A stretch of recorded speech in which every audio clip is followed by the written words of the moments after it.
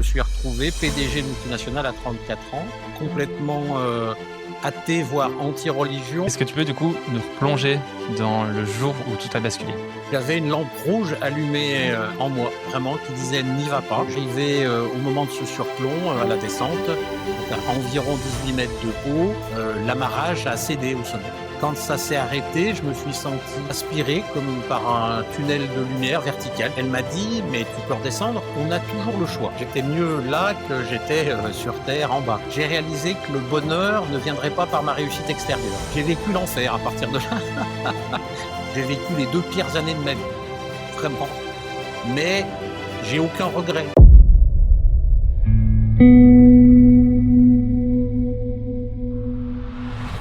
Et je suis ravi d'accueillir dans l'émission Éric Pession.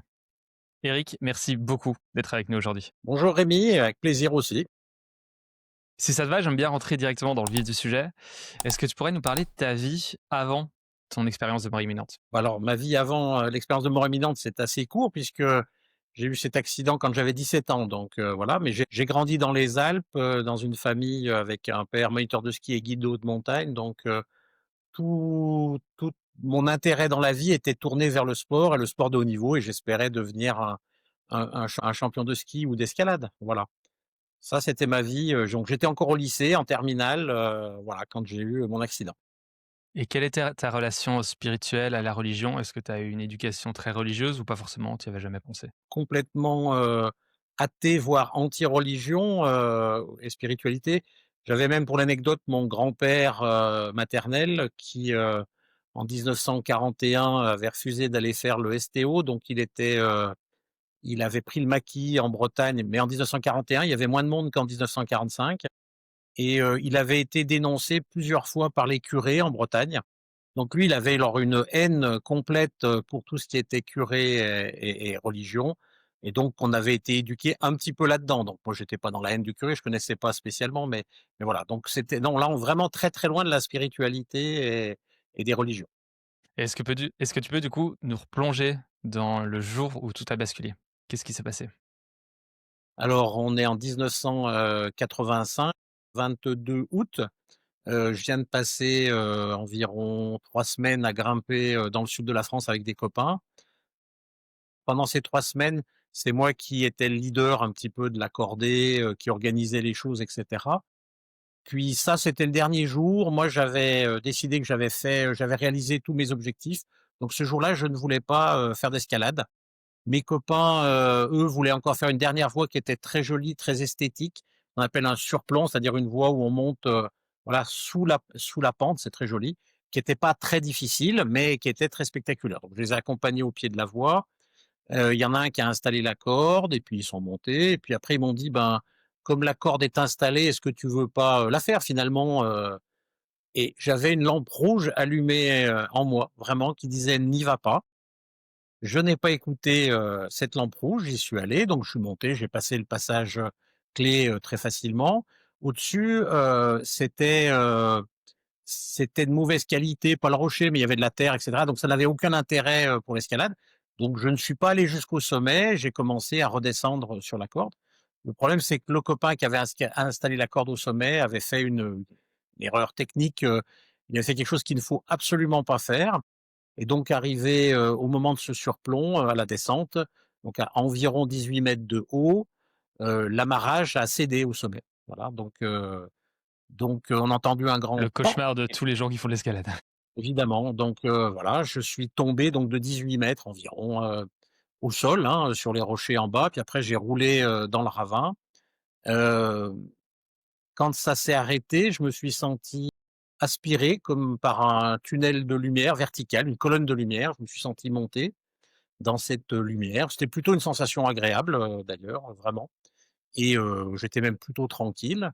Et arrivé à, 30 ou 40 mètres de haut, je ne sais pas exactement, je me suis retrouvé face à mon arrière-grand-mère. Alors mon arrière-grand-mère, je me suis posé la question après pourquoi elle, c'était, l'une des rares personnes décédées que je connaissais bien, en fait. Elle me gardait quand j'étais petit, elle était morte 8 ans avant environ et c'est vrai que j'avais pas connu beaucoup de personnes, qui étaient mortes, heureusement d'ailleurs, c'est plutôt normal à 17 ans. Mmh. Elle était un peu au-dessus de moi, elle était, un peu évanescente. Elle avait pas un corps solide évidemment, mais elle avait les traits de mon arrière-grand-mère tels que je m'en rappelais.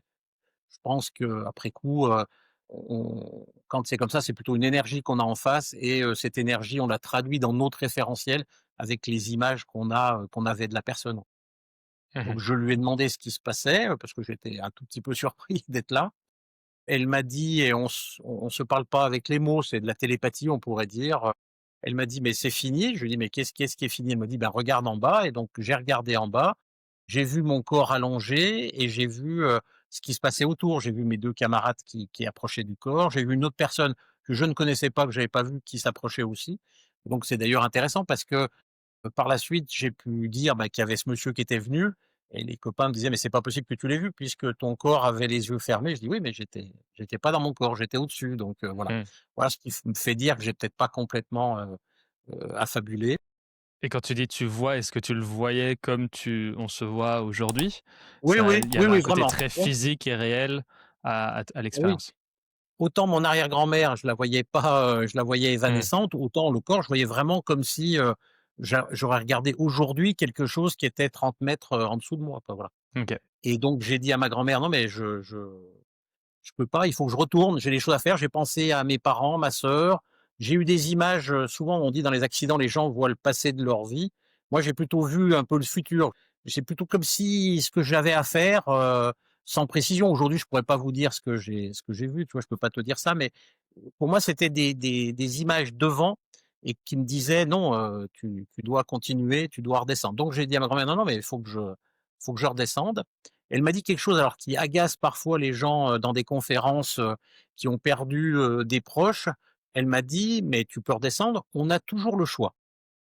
C'est important pour moi, c'était vraiment un choix, le choix de redescendre ou de rester là et d'aller ailleurs. Sachant que, l'atmosphère où j'étais là, que je sentais autour de moi était très agréable, c'était très aimant, c'était très enveloppant.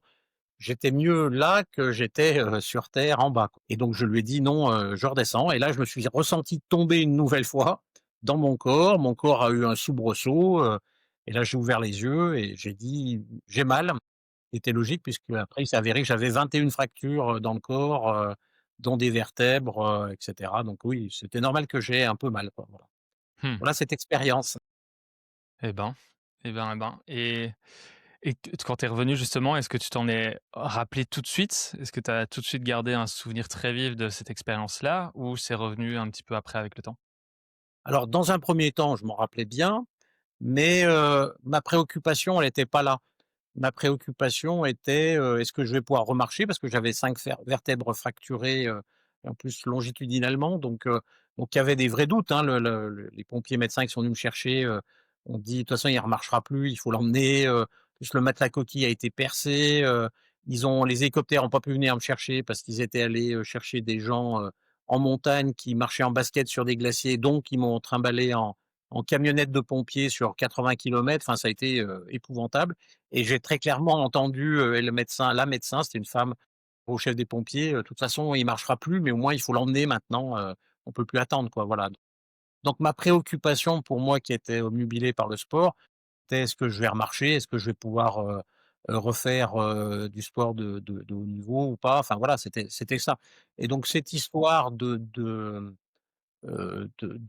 NDE, elle était très clairement, en tête pour moi, elle était là, mais c'était pas le plus important de la faire, quoi. Et c'est simplement des années après, quand, j'ai entendu parler, c'était, La vie après la vie du docteur Moody's, là qui dont on m'a parlé et qui me parlait de cette expérience. Je me dis: «Beh, ça ressemble beaucoup à ce que j'ai vécu». Donc là, j'ai acheté le livre de poche et je l'ai lu et je me suis dit: «Bah, ressemble, ouais, vraiment énormément à ce que j'ai vécu, à ma façon, quoi», voilà.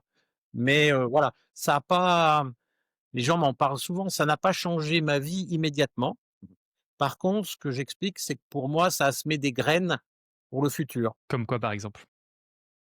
Comme le fait que quand j'ai commencé un chemin personnel, hem, une démarche de oui, de spirituelle pour moi, là, on est, 18 ans plus tard, à peu près 17 ou 18 ans plus tard, ben, Mmh. cette anecdote m'est revenue assez vite et j'ai senti que, ben, que cette histoire m'avait enlevé, la peur de la mort, par exemple, ce qui est pas c'est pas un détail, chez l'être humain Mmh. et avait nourri, des choses que je savais quand j'étais vraiment tout petit, c'est qu'il y avait autre chose, après la vie, quoi. Après la mort, en tout cas, pardon, il y avait pas tout n'était pas terminé, donc ça, c'est juste comme une pièce de puzzle qui est venue s'additionner, à d'autres choses. Mais c'est pour moi, une expérience, parmi d'autres. Mmh. Quand tu es revenu et que tu t'es rappelé du coup de cette expérience au tout début, comment est-ce que toi tu l'as perçu? Est-ce que tu t'es remis en question un tout petit peu? Est-ce que c'est un figment de mon imagination ou dès le départ, c'était clair et net que c'était une expérience vécue et que c'était ta réalité? Pour moi, c'était clairement une expérience vécue Parce que parce que j'imagine que cette ta histoire tête a probablement pris un bon coup, pas trop non, non? OK. Bah, en non, même non, temps pas heureusement trop, parce que trop. si tu tombes de 18 mètres et que c'est la Ouais, tête qui prend, ouais. à mon avis, il reste Non, pas grand heureusement chose. que je suis tombé, au moment où il y avait ce fameux surplomb, donc j'étais debout dans ce qu'on appelle le baudrier, donc je Mmh. suis tombé debout sur mes pieds. C'est pour ça qu'il y a mon pied gauche, a pris, 15 fractures à lui tout seul, Mmh. donc j'étais plutôt debout. Donc la tête a pas trop ramassé, en tout cas, c'est pas dans cette expérience. Si ma tête a ramassé, c'est pas là, mais non, blague à part, oui, cette histoire, elle était claire parce que, j'avais eu cette vision du haut où je voyais ce qui se passait autour de mon corps en bas. Donc ça pouvait pas être, j'avais lu à une époque certains scientifiques, bien pensants disaient, «CNDE, c'est simplement de la chimie dans la tête ou du courant électrique qui se passe et qui émet des choses». Mais dans ce cas-là, comment je peux avoir vu quelque chose qui se déroulait à un moment où mon corps physique avait les yeux fermés? Moi, je suis pas là aujourd'hui pour convaincre qui que ce soit de ce que j'ai vécu et encore une fois, je dis pas c'est la vérité, mais voilà ce que j'ai vécu et le fait d'avoir pu voir des choses alors que mon corps avait les yeux fermés, m'indique que c'est pas complètement une folie, purement cérébrale. Et est-ce que ton arrière-grand-mère t'a dit autre chose à part: «Tu as le choix de redescendre»? Non, non, plus non, non, non, non, voilà, non, non, vraiment. Parce qu'au moment où j'ai dit: «Non, je dois descendre», hop, je suis redescendu immédiatement et je ne l'ai jamais entre guillemets «revue», peut-être tant mieux d'ailleurs, c'est peut-être signe, que c'est mieux pour ma vie de qu'elle pour l'instant elle revienne pas. Mais c'était chouette aussi parce que, par exemple, c'est quelque chose qui est en moi, que j'ai vu pour des amis, au moment où ils décédaient, par exemple, de graves maladies. J'ai vu à quel point on était aussi attendus et accompagnés par des gens qu'on a aimés, pour, ce passage qui n'est pas évident, qui est la mort. Mmh. Et quand tu dis qu'aujourd'hui tu n'as plus peur de la mort, je crois que c'est effectivement une des peurs, importantes qu'a les gens. Je crois qu'il y a 2 composantes. Tu as peut-être la composante de, ben, on ne sait pas ce qu'il y a après et s'il y aura quelque chose après et ça fait un peu peur. Mais je crois qu'il y a aussi, le côté de la peur de la souffrance. On n'a pas envie de souffrir au moment de la mort. Hem, Quelle est toi ta compréhension? Est-ce que c'est juste, bah, je sais qu'il y a un après, je sais pas quoi forcément, mais je sais juste qu'il y a quelque chose qui vient après et c'est suffisant pour me rassurer? Alors, d'abord, ce qui est important et ça peut peut-être aider des gens, qui sont proches de la mort ou qui ont peur de la mort pour eux ou pour des proches. Hem, je me suis senti bien mieux de l'autre côté que de ce côté-ci. C'est-à-dire qu'une fois que j'étais en dehors de mon corps, Et l'environnement ça, que je c'est en temps sentais, normal ou de ce côté-ci, après l'accident? Parce que c'est pas compliqué d'être mieux que quand on a, je sais pas combien d'os cassés. je dirais que non, non, même d'aujourd'hui, maintenant, là, alors que tout va bien dans ma vie et que je suis très Ouais. heureux dans ma vie, c'était autre chose. Il y avait moi je dirais aujourd'hui une vibration, un environnement qui était, très aimant, qui était très entourant. Il y avait aucune peur, aucune souffrance, c'était très simple. Donc vraiment, ça, je pense que de l'autre côté, on y est très bien. Ça ne veut pas dire que j'ai envie de mourir, j'ai plein de choses à faire ici, je suis très heureux sur terre, mais ça me dérangera pas d'être de l'autre côté où on est très bien. Et après, bah, effectivement, là, on relève un peu plus de la foi ou des croyances et cetera. C'est-à-dire qu'après, avec l'expérience, tout un travail personnel, un cheminement personnel que j'ai fait, j'ai vu, par exemple, que je pense être des vies passées que j'ai eues. Donc Mmh. pour moi, il y a plus non plus de peur. C'est-à-dire pour moi, j'ai la certitude que, après la mort, on passe un peu de temps, entre 2 mondes pour faire le bilan de notre vie, pardon, sur terre. Un bilan, pas un jugement, c'est-à-dire qu'on regarde un peu, ce qu'on a fait de bien ou de mal. Est-ce qu'on a été quelqu'un qui globalement a construit ou quelqu'un qui a détruit? Et puis ensuite, bah, on reviendra, moi j'ai écrit un livre qui s'appelle «À l'école de la vie». On reviendra à l'école de la vie, c'est-à-dire, travailler sur les choses qu'on n'a pas réussi à faire, comme il faut, dans cette existence-ci, quoi. Donc pas une punition, pas un sens de karma, punisseur, mais plus quelque chose de constructif ce qu'on n'a pas réussi, on redouble, on revient et on refait, dans des circonstances peut-être un tout petit peu différentes, les mêmes exercices, en espérant que cette fois on y arrive, quoi. Je veux bien que tu nous plonges un petit peu dans cette expérience de vie passée pour toi, si ça te va. Comment est-ce que c'est arrivé? Est-ce que c'est quelque chose que tu as recherché? D'abord, il y en a eu, je sais pas, je dois avoir vu une vingtaine de vies passées, hein, donc voilà, il y en a pas eu qu'une, donc il y a la façon dont c'est venu, il y a plein de choses différentes, voilà, d'expériences différentes et ça peut aller de méditation, effectivement, alors pas d'hypnose pour moi, mais une méditation, c'est un tout ça, c'est cousin, c'est des techniques qu'on utilise, qui étaient des techniques de centrage sur soi, d'essayer de justement de laisser partir, notre cérébral pour aller vers plutôt des choses ressenties. C'est des fois arrivé comme ça, mais d'autres fois et souvent, c'est arrivé à travers, des voyages, concrets, hein, d'être dans des pays et de se dire: «Oh là, là vrai oui, je reconnais». J'ai vraiment l'impression, d'avoir vécu ici et les énergies dégagées par les gens, enfin la façon de vivre et cetera, me parlent, énormément quoi, vraiment. Et puis il y a eu d'autres fois aussi, par les rêves, ou par les choses dans le sommeil qui sont venues. Prendre une anecdote, si je peux me donner une anecdote très concrète, hein, je vivais en Suisse à l'époque. C'était une période où je faisais un travail personnel, mais pas axé sur les vies passées. Voilà, j'essayais globalement de m'améliorer en tant que personne et en pleine nuit, je me réveille avec une odeur, de brûlé. Je me dis: «Mais la maison brûle», donc je saute du lit, mon ex-femme me demande ce qui se passe. Je dis: «Mais là, tu sens pas l'odeur de brûlé?» Elle me dit: «Non, pas spécialement», donc je fais le tour de la maison en courant. Puis il y avait rien. Je me dis: «Waouh, c'est vraiment bizarre» et l'odeur, elle était vraiment très prenante. Bon, donc je me couche, je me rendors et je pense qu'un quart d'heure, 20 minutes après, je me réveille dans le même état avec la même odeur donc à nouveau le tour de la maison et il y avait rien, il y avait pas d'incendie et c'était une odeur particulière parce que c'était une odeur avec, quelque chose d'un peu sucré. Donc je me demandais pourquoi, enfin, tant que je suis allé méditer, je me suis dit: «Ça sert à rien de se recoucher» et là, j'ai vu, vraiment tout de suite, une vision d'une vie où, j'étais un petit, péruvien ou bolivien, donc voilà, je vois l'Amérique du Sud, je revenais du marché où j'avais été avec, mes 2 lamas et j'imagine que j'avais vendu, mes 5 ballots de laine contre, 3 patates, et cetera. Enfin vraiment, on était des miséreux et en fait, je rentrais dans mon village qui était un peu éloigné et quand j'arrivais, tout brûlait. Les conquistadors étaient passés, avaient tué tout le monde. L'odeur que j'avais en tête, c'était, ma femme et mes enfants qui brûlaient avec mes voisins, ma famille et c'était cette odeur-là qui était venue me prendre le nez, quoi, vraiment. Et ça, c'était, je peux vous dire, c'était vraiment un choc. C'est tellement fort que qu'on peut pas avoir de doute sur le fait qu'on l'ait vécu. Mmh. C'est pas ju On se dit: «C'est pas une vue de l'esprit» et puis cette odeur, donc c'était intéressant pour moi aussi. C'est la seule fois que ça me l'a fait, fort comme ça, c'est de voir que nos sens ont enregistré les expériences, et jusqu'à vraiment même l'odorat, quoi, voilà, pas que la vue, pas que la vision. Donc ça, c'est une Et drôle sur le moment, d'expérience. est-ce que tu avais je sais pas, est-ce que tu avais regardé un film ou quelque chose qui c'est parfois on a Non. des rêves et c'est un peu Ouais, ouais, l'expérience, j'entends. de la journée qui peut influencer le rêve.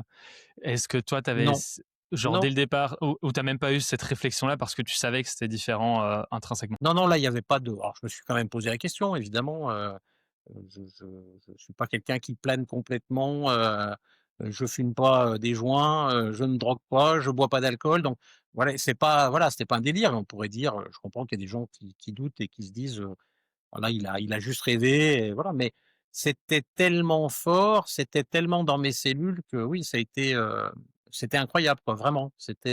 Et pour aller jusqu'au bout de l'anecdote, celle qui était ma femme dans cette vie passée, je l'ai recroisée dans cette vie-ci. Elle est venue dans un de mes stages et je l'ai reconnue et on s'est reconnus quelque part, voilà et on a reconnu pas, on se voyait que le visage de cette époque, mais il y avait un lien, de cœur qui existait entre nous, voilà, c'était quelque chose de chouette Et quand quoi. tu dis: «Tu l'as reconnue», est-ce que physiquement elle ressemblait ou tu Non, ressens non, une pas. résonance ou tu sens qu'il y a déjà un vécu? Oui, c'est plus ça, c'est plus la résonance vécue. Non, non, elle a pas une tête de péruvienne ou de bolivienne et moi non plus. Non, non, c'était ça vraiment, J'ai une autre anecdote comme ça, si ça Ouais, t'intéresse super aussi, mais intéressant. qui était assez incroyable. J'avais une amie, qui était, malade d'un cancer, incurable, tumeur au cerveau et avec un petit groupe, de copains-copines, on avait décidé de partir une semaine avec elle, en Tunisie en hiver, histoire de prendre une semaine tranquille, sortir un peu de l'hôpital, enfin voilà. Donc on était partis comme ça et donc on est dans un joli hôtel avec sa petite piscine et cetera, à Djerba, là, c'était très agréable. Et dans les couloirs, de l'hôtel, en permanence, je butais sur une femme, française qui visiblement parisienne, qui était là avec son mari, ses enfants. Mais à chaque fois, boum, je tombais sur elle et à chaque fois, ça me faisait quelque chose au niveau du cœur. Mais je parle pas de drague, je parle vraiment, ça m'ouvrait le cœur. Donc c'était quand même très, très, très touchant et à un moment à la piscine, elle était là, elle n'était pas avec ses enfants, donc tranquillement je vais la voir et je lui dis: «Bah, je voulais juste vous dire qu'à chaque fois que je vous croise, ça me touche et ça m'émeut» et en lui le disant, j'ai les larmes qui me montaient aux yeux, mais vraiment, mais quelque chose de beau, comme une retrouvaille. Alors elle était surprise, elle me dit: «Ah merci», enfin je sais plus ce qu'elle me répond, puis je la laisse tranquille. Vraiment, j'étais pas là pour la draguer, j'étais pas là pour l'importuner, vraiment il y a aucun souci là-dessus. Et le soir même au buffet, comme ça se fait dans ces hôtels, j'étais derrière quelqu'un qui s'enlève et là, hop, je retombe à nouveau face à elle, qui était avec ses enfants en train de se servir et elle me dit: «C'est incroyable ce que vous m'avez dit cet après-midi ou ce matin, ça m'a bouleversée». Elle me dit: «Mais vraiment, ça m'a touchée, waouh, c'est incroyable». Et puis, voilà, chacun va dans sa vie, moi je partais le lendemain, je voulais pas l'embêter et troubler sa vie et donc après en méditant, j'ai vu et c'était chouette, on avait été, en couple, une belle histoire d'amour, au temps de Gengis Khan en Mongolie, voilà. Et je pense que cette retrouvaille était fait pour, ouvrir, un peu, mon cœur, le sien, enfin qu'on soit touché à quelque chose. Voilà une retrouvaille, mais on s'est juste croisés. Je pense que cette femme, je la reverrai jamais et je lui souhaite d'être heureuse avec, son mari, ses enfants, enfin vraiment il y a pas de problème là-dessus. Mais c'était quelque chose d'extrêmement émouvant, de ouais, de vraiment, touchant et qui m'a fait du bien aussi pour la suite, quoi, voilà. Voilà un genre d'histoire. C'est vrai que ça, et probablement moi ça résonne énormément et probablement la plupart des gens dans l'audience aussi. C'est on a toujours eu une personne où tout d'un coup où il y a l'accroche directe. Heu, Certains pourront dire que c'est juste un bagage commun, mais là, voilà, peut-être que la question c'est, jusqu'où est-ce que va ce bagage commun? Est-ce qu'il y a pas quelque chose derrière? En tout cas, ça fait rêver, ça fait réfléchir. Quand tu parles de l'expérience du enfin le souvenir en tout cas de cette vie au Pérou, qui est assez traumatisant, je pense. On Oui, pourrait oui, tous oui, être oui, d'accord tout à fait, là-dessus, ouais. surtout quand tu parles de souvenirs très, viscérales de l'odeur, de Ouais, la ouais, famille tout à qui fait, ouais. brûle. Comment est-ce que tu as intégré ce souvenir-là? Et pourquoi est-ce que tu penses que ce souvenir-là est revenu à ce moment-là, de cette manière-là? D'abord, c'était une période de travail, personnel intense, donc moi, pour moi, d'élimination de mémoire passée, donc c'est remonté là. Forcément, ça a travaillé aussi, des mémoires d'injustice, en fait, pour moi, parce que on était vraiment des miséreux. On n'était ni des soldats, ni des combattants, ni des gens à piller. On n'avait rien, enfin vraiment, que le minimum pour survivre.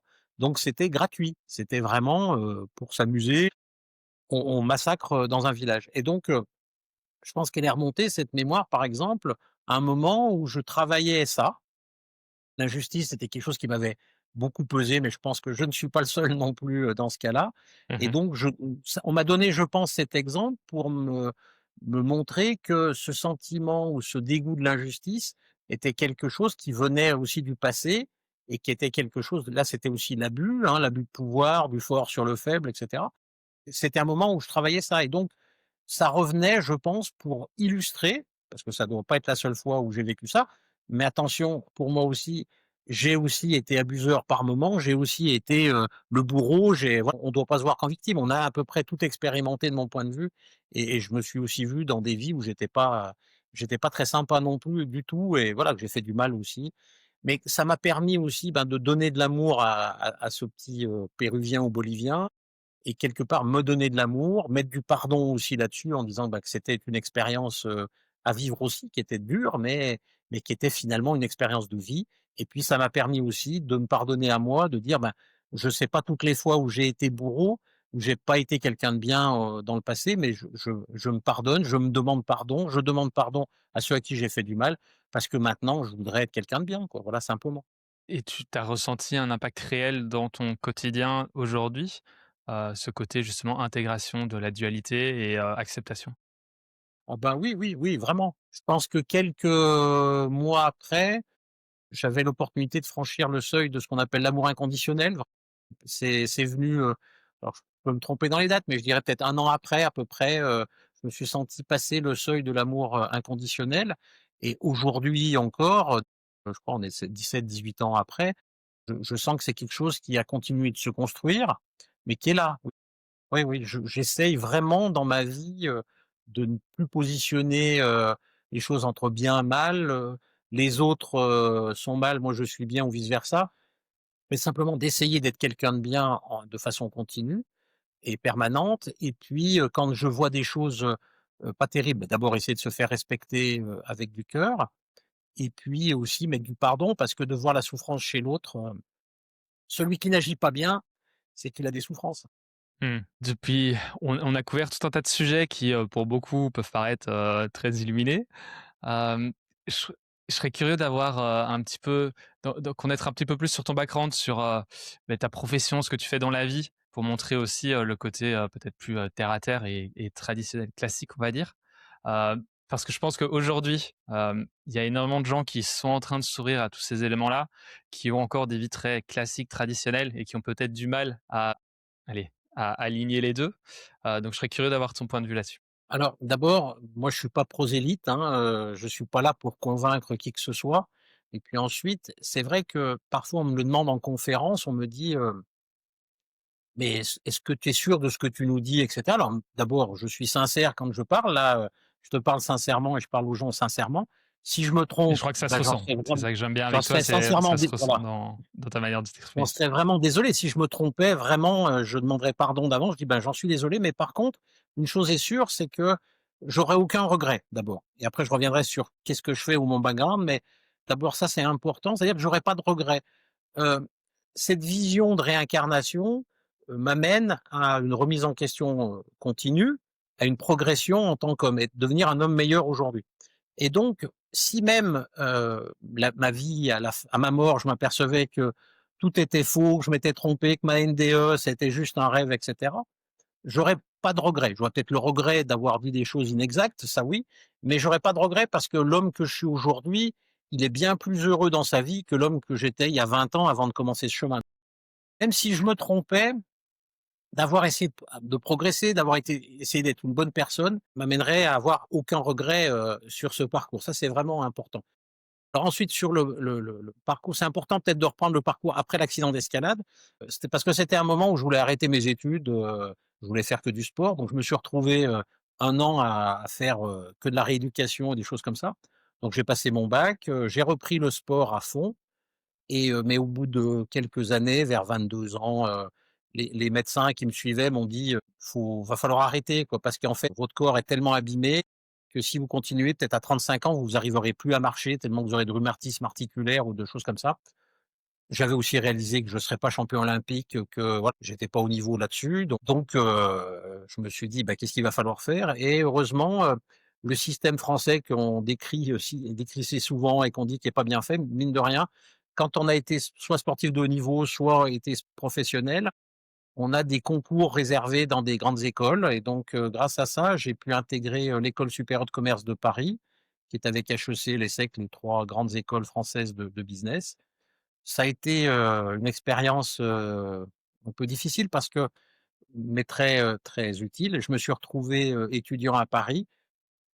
Avant ça, j'étais le roi du bac à sable. Vous savez, quand vous vivez, grandissez dans une station de ski, vous connaissez tout le monde, vous êtes connu de tout le monde, donc vous êtes le Ouais. roi, mais d'un bac à sable et donc de me retrouver à Paris où tout le monde n'en avait absolument rien à cirer du grand skieur que j'étais, en blaguant, ça a mis une grande claque, au niveau de l'ego, mais qui a été très salvatrice et je me suis dit: «Bah, là, mon petit gars, pas grand-chose finalement, tu te prenais peut-être pour quelqu'un, mais tu es pas grand-chose».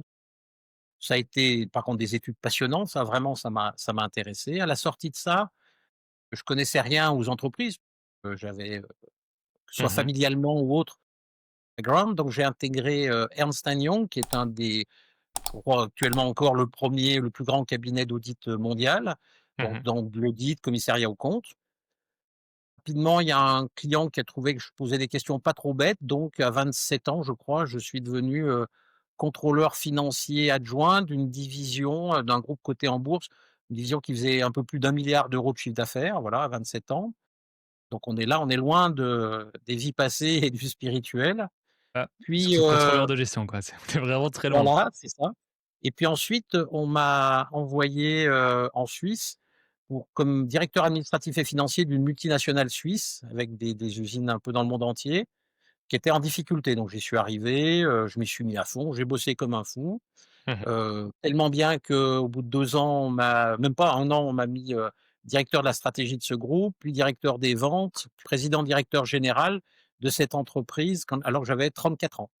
Donc je me suis retrouvé PDG de multinationale à 34 ans et ce qui est très intéressant, c'est que, plusieurs choses se sont passées. D'abord, heu, j'ai réalisé que le bonheur ne viendrait pas par ma réussite extérieure. J'avais toujours réussi et pensé que le jour où je réussirais, je serais heureux. En fait, en ayant réussi, j'étais pas malheureux, mais j'étais pas plus heureux que la veille de ma nomination. Donc déjà ça, c'était la première chose importante. Et c'est bien de Ensuite, s'en rendre quand compte j'ai à 34 ans et pas, oui, à 60 oui, ans oui, comme beaucoup. c'est vrai, tout à fait. Ensuite, j'ai réalisé que, ce goût de la réussite que j'avais eu dans le sport ou dans les affaires, venait en fait d'un manque d'amour de moi.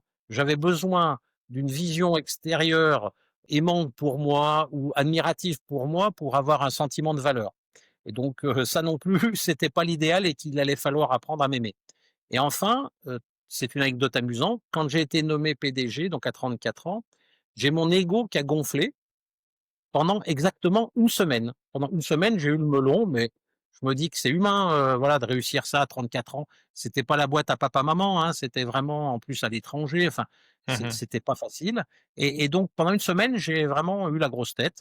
J'ai dû être assez désagréable pendant cette semaine-là, je pense, mais exactement au bout de 7 jours, ça a dégonflé et il y a quelque chose en moi qui a dit: «Maintenant que tu as le pouvoir, tu dois devenir un homme meilleur. Tu dois en faire un bon usage». Mais c'était plus le meilleur de la performance que j'avais entendue, toute ma vie jusqu'à là, mais c'était plutôt un meilleur lié à la bonté et donc j'avais commencé un travail personnel juste avant et là je m'y suis mis, plutôt à fond. Alors c'est amusant parce que j'étais allé voir la première personne qui m'avait conseillé, c'était une sorte de chamane, au Tessin, donc parce que je vivais en Suisse italienne et je m'étais pointé, chez elle qui ressemblait un peu à une indienne, c'était une maison mais pas un peu bordélique on va dire. Voilà, c'était, ouais, c'était un peu spécial et moi je me suis pointé avec mon costard cravate et ma Porsche et c'était rigolo de voir ce contraste en Contraste. fait, mais qui était vraiment bien et qui était vraiment quelque chose de chouette et cette dame-là m'avait dit tout de suite, «Vous avez l'énergie du guérisseur». Je lui avais dit: «Mais qu'est-ce qu'elle me raconte comme bêtises?» mais vraiment, je m'étais dit: «Bah, ah là, vraiment c'est n'importe quoi». Donc mais elle avait semé elle aussi des graines. Et donc après, 2 ans de PDG à la suite du reste, j'étais assez dégoûté de cette vie-là, en fait, vraiment. Mmh. En termes de valeurs personnelles, je prends souvent un exemple, on m'avait demandé l'actionnaire, parce qu'on était coté en bourse au règlement mensuel à Paris, l'actionnaire m'avait demandé, par exemple, de maintenir, contenir les augmentations de salaire du groupe à 1. Donc OK. Il y a des pays où il y avait beaucoup d'inflation, donc c'était des gens qui étaient ouvriers, donc c'est pas facile. J'avais fait passer le message, j'étais allé voir un peu tout le monde dans le monde pour leur parler directement, leur expliquer pourquoi il fallait faire ces efforts. Et quand moi je suis arrivé à Paris, pour mon augmentation de salaire à moi, on m'a proposé une augmentation de plus de 7. Et là, je leur ai dit: «Mais non, mais vous allez pas bien, non, moi je veux 1 comme tout le monde». Voilà. «Ah non, non, mais ouais, mais les gens le sauront pas, Non, non, mais moi je le saurai. Moi je mange tous les jours à la cantine avec les ouvriers, je les vois, partout. Ah non, non, c'est hors de question. Je veux 1 comme non». Mais je me suis vraiment dit: «Voilà, on est dans un monde, où les riches, demandent plus de richesses et où finalement on demande à des gens qui gagnent pas très bien leur vie de faire encore plus d'efforts que nous, quoi». Moi, je gagnais Mmh. très, très bien ma vie, mais 7 d'augmentation, bien sûr que c'était chouette et ça aurait été rigolo, mais j'en avais absolument pas besoin. Tandis qu'il y a des gens, 1 ou 2 ou 3 d'augmentation de salaire, ça leur permet de mieux vivre et de mieux nourrir leurs enfants. Et c'est Mmh. le genre de choses, j'en pouvais plus, vraiment, cette absence de conscience parce que pour moi, en tant que PDG, j'avais une responsabilité vis-à-vis des salariés aussi. Bien sûr, vis-à-vis des actionnaires qui étaient propriétaires de la société, j'avais des responsabilités. Mais vis-à-vis des ouvriers, oui, j'avais une grande responsabilité aussi et je pouvais pas continuer comme ça, quoi. Voilà, donc c'était comme ça. Je sentais que j'étais arrivé au bout de l'histoire et Mmh. donc j'ai démissionné de tout. J'avais, bien gagné ma vie, j'avais bien géré mon argent, j'avais fait quelques «bêtises» entre guillemets comme la Porsche qui c'était pas quelque chose d'indispensable, mais globalement j'avais bien géré mes sous et donc je me suis dit: «Cet argent doit être une liberté. Ça doit pas être une contrainte ou on a le goût à avoir toujours plus, ce qui est hélas le cas chez pas mal de gens qui ont de l'argent. Mais je me suis dit: «Bah, tu as une liberté fantastique, tu as de l'argent, tu peux te permettre de faire ce que tu sens être juste» et ce que je sentais être juste, c'était, heu, en accélérer ma transformation personnelle et donc j'ai démissionné de tout. J'ai participé à des stages de développement personnel en Europe, je suis allé en Inde dans des ashrams, j'ai rencontré des gens extraordinaires, j'ai rencontré des charlatans complets, des abuseurs aussi. Mais tous m'ont appris des choses, m'ont appris ce qui était bien de faire, ce qui Mmh. n'était pas bien de faire non plus, donc tout ça a fait partie de mon expérience, quoi, voilà et à un moment donné, les gens de mon entourage, immédiat, mais même un peu plus éloignés, ont vu que j'étais un peu plus rayonnant, que j'étais bien dans ma vie, Mmh. ont commencé à me demander comment ça se faisait, comment s'était déroulée cette transformation et donc j'ai commencé à partager ça puisque je ne m'estime pas supérieur aux autres ou particulièrement doué. Ce que j'ai fait par contre, avec certitude, c'est qu'à partir du moment où j'ai décidé de faire ce chemin vers moi, c'est le titre, d'un de mes livres qui est, «De la survie à la vie, un chemin vers soi». J'y ai mis, toute mon énergie, mon temps, j'ai fait comme le sportif que j'avais été, c'est-à-dire qu'avec rigueur et engagement, j'ai fait cette transformation et c'est comme ça que, bah, j'ai commencé à aider des gens, à la fois en développement personnel et puis j'ai retrouvé aussi mon vieil amour du sport, donc où je m'occupe aussi de performance, mentale pour des sportifs de haut niveau. Donc, au fond, pour tout le monde, c'est exprimer sa potentialité. Mmh. C'est ça le vrai trait, exprimer qui nous sommes vraiment, que ce soit dans la vie courante ou dans le sport de haut niveau. On peut pas être plus heureux que quand on exprime qui nous sommes vraiment, quand on exprime nos qualités, en fait. C'est ça Mmh. qui est chouette. Merci pour ce partage. Quand tu en parles, c'est une histoire assez inspirante et ça a l'air d'être une suite logique, sans friction. Je pense Ah, que ça le saut que tu as fait de tout laisser tomber pour commencer OK. un développement personnel, c'est peut-être un saut qui fait peur pour beaucoup de gens. Est-ce que toi, tu l'as ressenti aussi? Tu vois, tu parlais de ton entourage aussi. Est-ce que c'est l'entourage qui t'a immédiatement soutenu ou, est-ce que tu as ressenti de la friction? Comment est-ce que toi, tu as vécu et quelles ont été certaines difficultés justement de ce virage? Bah, c'est vrai que raconter comme ça et je mens pas, c'est vrai, le chemin s'est passé comme ça. Mais, alors j'ai eu la chance d'avoir un entourage immédiat, mes parents, ma sœur, pour citer qu'eux, qui ont, été surpris, mais qui ont accompagné. Par contre, alors un peu plus loin, ça s'est déchaîné, enfin, j'étais tombé dans une secte, j'étais devenu cinglé, je devais être en dépression, enfin, j'ai entendu de tout, y compris essentiellement par les gens peut-être qui m'avaient un peu jalousé, précédemment, puis à qui aussi j'avais dû faire sentir ma supériorité, sûrement pas réelle, mais voilà, c'était ça. Donc là, il y a eu vraiment des grosses vengeances. Il y a même eu un phénomène, particulier, c'est-à-dire que j'ai parlé tout à l'heure d'amour inconditionnel. J'étais à l'époque marié, donc ça, après l'entreprise, je me suis marié. J'ai rencontré quelqu'un qui faisait aussi un chemin spirituel. On s'est mariés et au moment où j'ai franchi le cap de l'amour inconditionnel, c'était en allant voir quelqu'un qui s'appelle Amma, je ne sais pas si tu connais, est une indienne, assez extraordinaire, hein, une indienne d'Inde qui, prend les gens dans les bras, qui est une sorte de mère, collective. Quand on va la voir, dans une session et c'est 10, 15, 20, 30 000 personnes, hein, quand elle se déplace, y compris en Europe. On est dans quelqu'un de un poil plus connu que moi, en blaguant. Elle prend les gens dans les bras et vraiment on sent, elle déverse son amour, un amour, d'une mère, mais une mère, lumineuse, qui est pas dans l'amour conditionnel justement. Donc c'est quelque chose d'assez chouette à vivre et donc on était allé la voir, à Winterthur de mémoire en Suisse avec celle qui sera après mon ex-femme justement Mmh. et quand on arrive en couple, devant Amma, elle vous prend les 2 en même temps dans les bras parce qu'il y a tellement de monde, il y a une queue telle que ça permet d'aller un peu plus vite et moi je sentais que j'étais en train de travailler cet amour inconditionnel pour moi et pour les autres. J'avais appris à m'aimer un petit peu, je Mmh. commençais à m'aimer aussi et donc aussi pouvoir aimer de façon plus juste les autres et quand on est arrivé devant Amma, elle a stoppé mon ex-femme et elle a demandé à me prendre seule dans les bras. Donc les gens étaient un peu surpris autour parce qu'elle a tout un entourage, puis voilà, puis elle m'a pris dans les bras et puis elle a, dit une sorte d'incantation dans sa langue, et qui finissait comme un peu un coup de bélier dans ce que je voyais pour moi sur ma poitrine. Là, je voyais comme un mur en briques Et donc Mmh. elle a dit quelque chose, na et j'ai vu comme ça faisait un coup de bélier sur ce mur en briques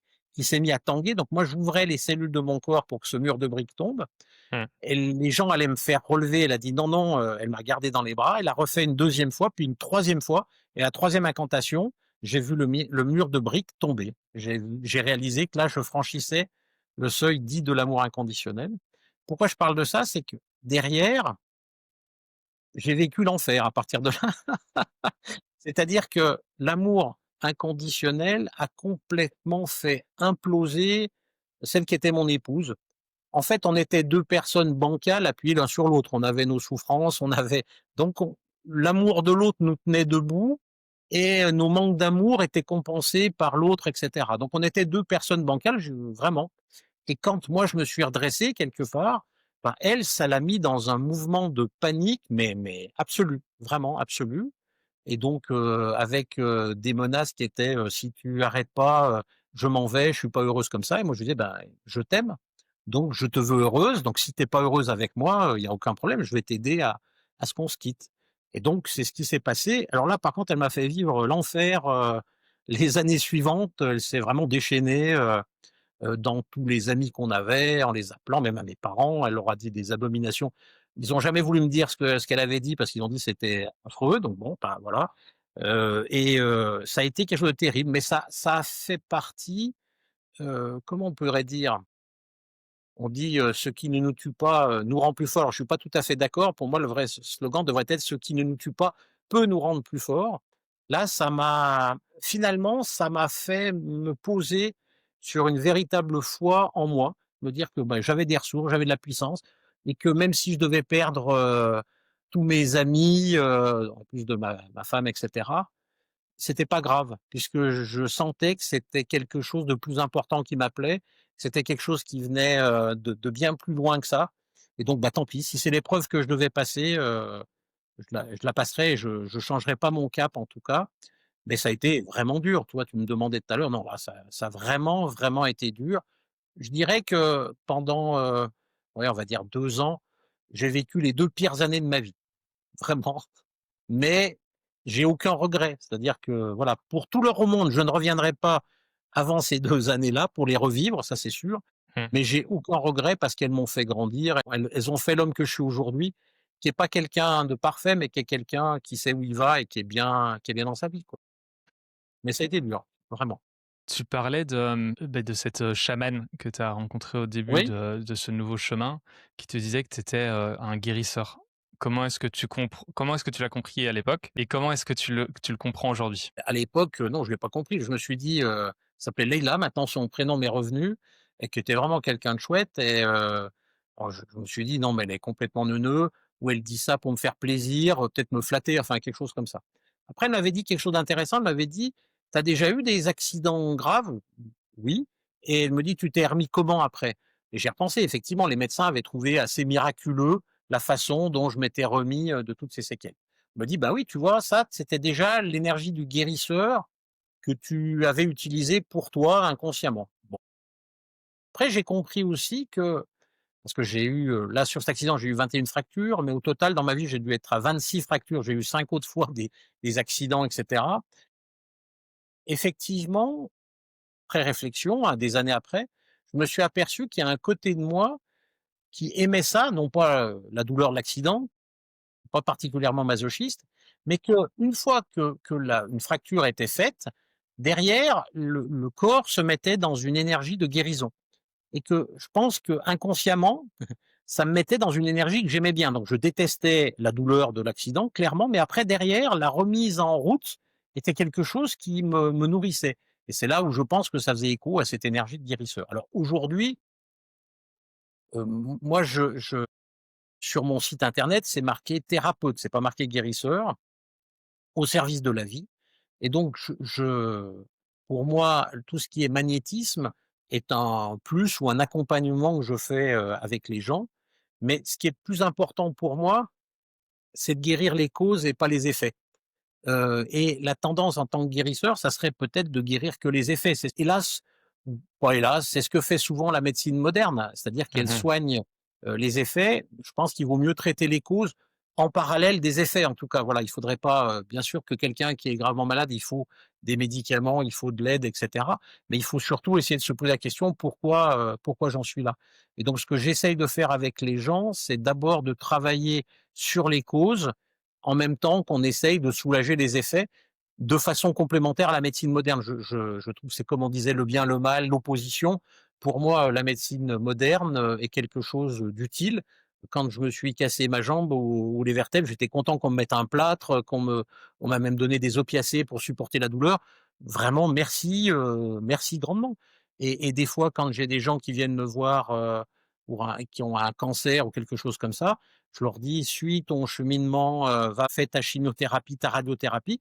Je vais t'accompagner par contre pour les effets secondaires, surtout la radiothérapie, et la chimio, d'essayer de mieux supporter les traitements. Ça, je vais t'aider à le supporter, mais s'il te plaît, fais les protocoles tels que ils te sont recommandés. Et puis, on va en parallèle essayer de travailler les causes, ce qui augmentera la probabilité, d'avoir une guérison et en tout cas de ne pas avoir de récidive, quoi, voilà. C'est plus ça que je vois maintenant. Quand tu parles de causes, c'est du coup une approche peut-être un peu plus holistique et Oui, est-ce que c'est des causes, énergétiques, psychologiques, psychiques? Comment est-ce que c'est toi ça. tu ou il y a un peu de tout? Il y a un peu de tout, il y a un peu de tout. Il y aura de toute façon jamais, «Ah bah, c'est en 6e, il y a un tel qui m'a tiré la couette, et ça m'a traumatisé». Il y a pas un événement traumatique ou rarement un événement traumatique, mais c'est une façon, pour moi, c'est plus une façon de vivre, d'aborder les choses, de s'être, oui, convaincu même qu'on n'était pas heureux de vivre. Les gens, si on je me dis: «Oh bah, la vie m'emmerde, je suis pas bien dans ma vie», quelque part, au bout d'un moment, on enclenche aussi, des maladies, des choses comme ça.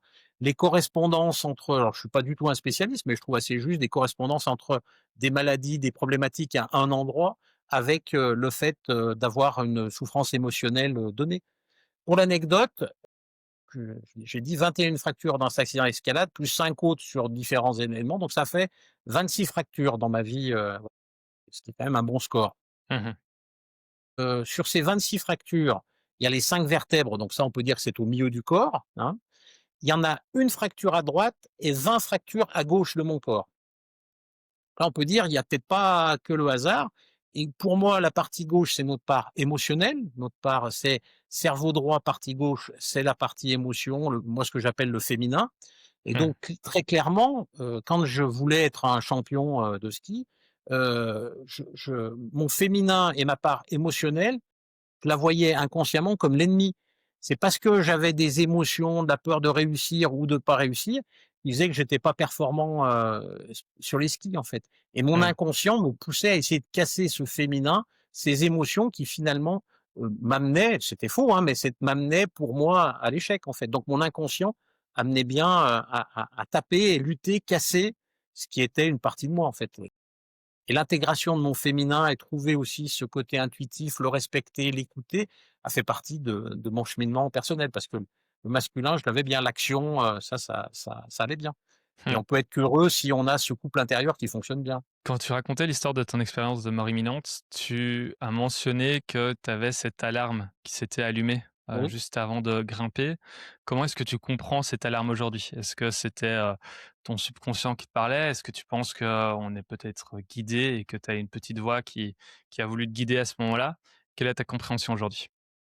Oui, c'est exactement ça. Pour moi, c'est ma conscience supérieure, c'est mon être, pas le petit personnage, mais l'être, qui m'envoyait un signal. Et aujourd'hui, c'est vraiment pour ça que j'ai appelé «De la survie à la vie, un chemin vers soi», mon premier livre, parce que j'avais l'impression, pendant longtemps, j'ai survécu. C'est comme si je voyais un petit personnage qui s'appelait Eric, je le voyais vivre, et des fois, j'aurais aimé lui dire: «Va pas là, fais pas ça», et ce petit personnage vivait. Donc je me sentais spectateur de ma vie, et souvent les gens m'ont dit: c'est quelque chose qui leur parlait aussi, le sentiment d'être un peu spectateur de ce qu'ils vivaient et de pas toujours être acteur. Et donc la partie acteur, reprendre les choses en main, ça c'était mon être, et c'est cet être, là, qui m'avait envoyé un signal en disant: «On n'y va pas, là il y a un problème», c'était mon intuition, c'était mon féminin aussi qui normalement est capable de capter ça, qui m'envoyait un message et que j'ai entendu mais que j'ai pas voulu écouter. Pour l'anecdote, quelques années après, donc avec mon père, guide de haute montagne, on était en Savoie et on voulait aller faire une voie d'escalade, en haute montagne, très belle voie, moderne, difficile. On était une cordée, très expérimentés. On est parti de la maison, il faisait grand, grand beau. On est parti de la maison, la voiture démarrait pas. Bon, on a réparé, bricolé, on a pu partir. En route, on a crevé, un pneu. On s'est arrêté, on a changé le pneu. Mais on commençait à se regarder, à se dire, ça fait quand même quelques signes, hein. Et on parlait d'escalade. Moi, les signes où quand j'ai pas écouté les Mmh. signes, je l'avais payé très, très cher. On est quand même allé au pied de la voie, D'ailleurs, c'est drôle que tu sois c'était pas dégoûté à vie de l'escalade. Moi, je pense que c'est ça. Je fais un non, petit peu non, d'escalade, ouais. bon, pas du tout de haut niveau. C'est un peu toujours la petite crainte que j'ai dans ma tête, c'est imagine le matériel lâche, le jour où bah, c'est arrivé une fois, c'est fini, hein, il y a plus d'escalade, Le truc, vas-y. c'est que normalement, si on fait bien les choses, il Ouais. y a pas de danger, hein. Si on fait les choses correctement, il y a pas de danger. Là, mon accident, il était lié à une mauvaise utilisation du matériel, hein. Mmh. Mais là, en tout cas, on est allé, donc c'était à Pralognan, pour ceux qui connaissent en Savoie. On a fait la marche d'approche. Après, c'était une paroi rocheuse de 200 ou 300 mètres de haut. C'était vraiment conditions météo impeccables, tout était bien. Mais on était plus si enthousiaste que ça et on a fait 2 longueurs d'escalade et on a discuté ensemble et on s'est dit: «Mais tu as du plaisir là aujourd'hui?» Et lui et moi, on s'est dit: «Ben non, il y a quelque chose qui va pas». Donc je lui ai dit à mon père: «Bah écoute, hein, moi la dernière fois qu'il y avait quelque chose qui allait pas et que j'ai pas écouté, je l'ai payé cher, donc on est redescendu». On est redescendu, alors que vraiment, objectivement, il y avait aucun signal de danger, de problème à venir. Mais là, je me suis dit: «Non, une fois, j'ai pas écouté et je l'ai payé cher. Il faudrait vraiment être couillon pour pas écouter, cette Mmh. fois-là». Donc on est redescendu. Donc, aujourd'hui, ce signal, cette lampe rouge, quand je la vois, j'essaye vraiment d'écouter. Parfois c'est subtil, parfois c'est moins subtil, mais il y a moyen de s'entraîner à écouter cette petite voix interne.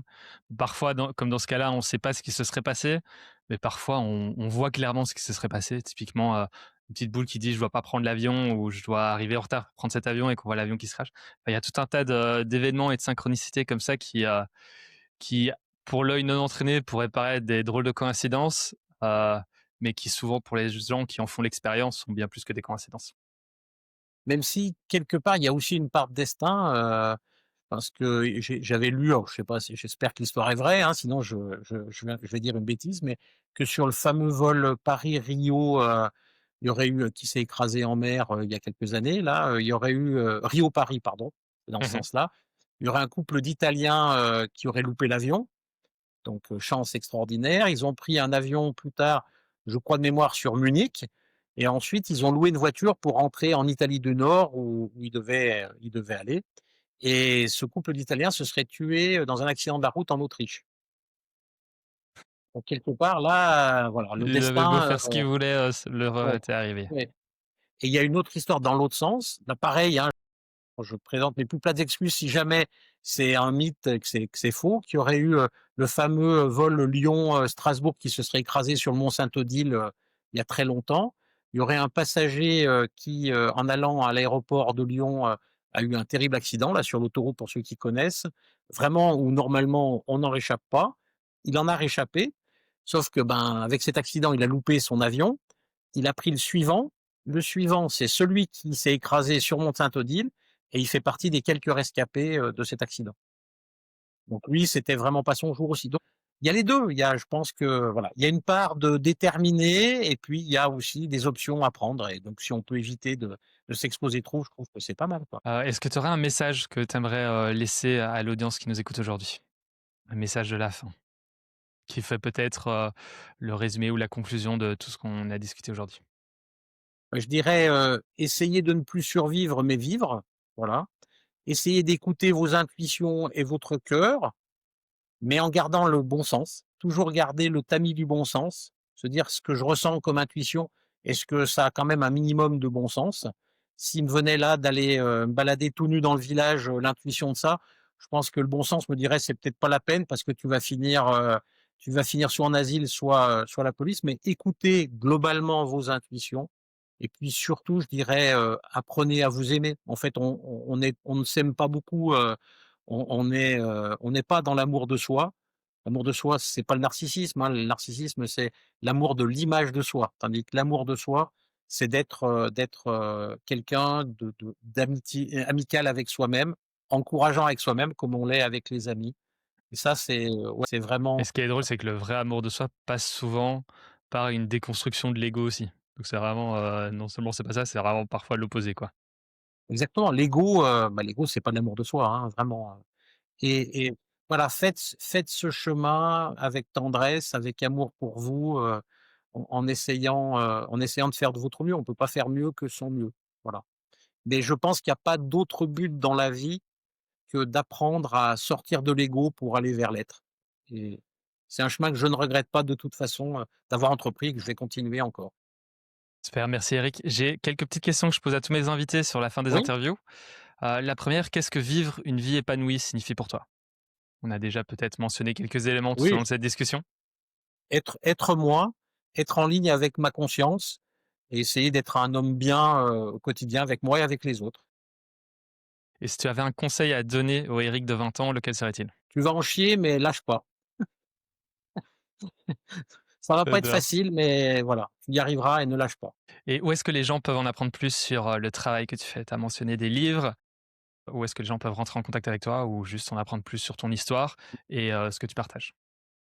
Et donc, déjà en tapant Éric Pession, P-E-2-S-I-O-N sur internet, ils vont trouver mon site internet, et puis j'ai aussi une chaîne, YouTube où j'ai à force, voilà, je veux pas jouer le vieux con, donc on m'a demandé aussi de plus en plus de filmer des choses, donc sur une chaîne YouTube, je parle de ces expériences dont certaines ont déjà été évoquées là, pour qu'ils puissent m'accompagner. Puis après, oui, effectivement, j'ai écrit 4 livres. J'ai essayé d'écrire simplement pour que ce soit accessible, pour que ça parle pas trop à l'intellect, mais au cœur, et donc ça, c'est l'autre possibilité. Et puis enfin, j'organise, plusieurs fois par an des stages, de développement personnel en Périgord noir, sur le domaine de la source Périgord noir où je vis, qui est un lieu, très agréable pour les stages, mais aussi que où on loue pour des semaines de vacances, donc voilà. Donc c'est ici qu'on peut me rencontrer avec grand plaisir en tout cas. Super. Eric, merci infiniment pour tout ce que tu as partagé aujourd'hui et pour tout ce que tu as partagé, depuis, le début. Merci beaucoup. Avec grand plaisir, j'espère que ça parlera à certaines personnes et que ça leur fera du bien surtout. Voilà. Merci à toi vraiment de ton accueil. Et pour l'audience, je suis Rémi, vous regardez Point Zéro et je vous retrouve au prochain épisode. Ciao.